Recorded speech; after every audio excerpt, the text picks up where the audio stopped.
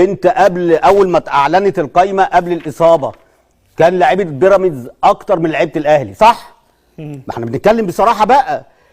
الدنيا هاجت لغايه ما بقت لعيبه الاهلي اكتر بعد الاصابه اكتر من لعيبه مين؟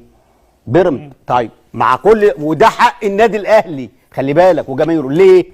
لان الاهلي واخد بطوله افريقيا، فالمفروض كل لعيبته تروح، ده طبيعي.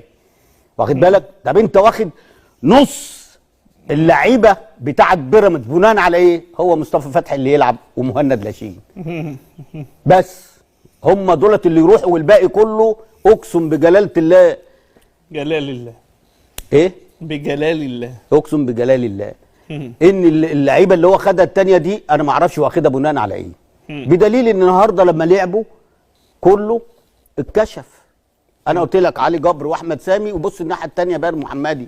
قلت لك بص احمد الشناوي ما لعبش عشان مش مصاب. لازم يا جدعان يتفتح تحقيق في الموضوع ده مصر. طب قدر دلوقتي مش الشناوي اتصاب وكان ابو جبل مثلا ممكن يتصاب لو احنا هنكمل، صح؟ هتوقف محمد صبحي؟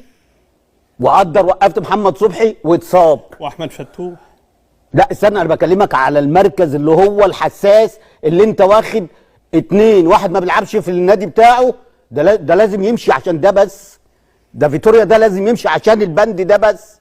والتاني اللي انت واخده رايح يتأهل هناك اللي هو احمد الشناوي. ما وقفش ليه النهارده يا رجاله؟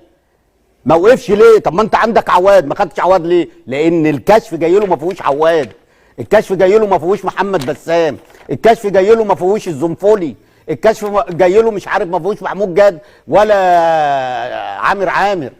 هو ناس معينه. النادي الاهلي اتسحب ليه من ابو جبل؟ لان هو اللي كان هيشيل الليله، هو اللي كان هيشيل الليله لو كمل التعاقد مع ابو جبل. فعشان كده قال لك لا خلاص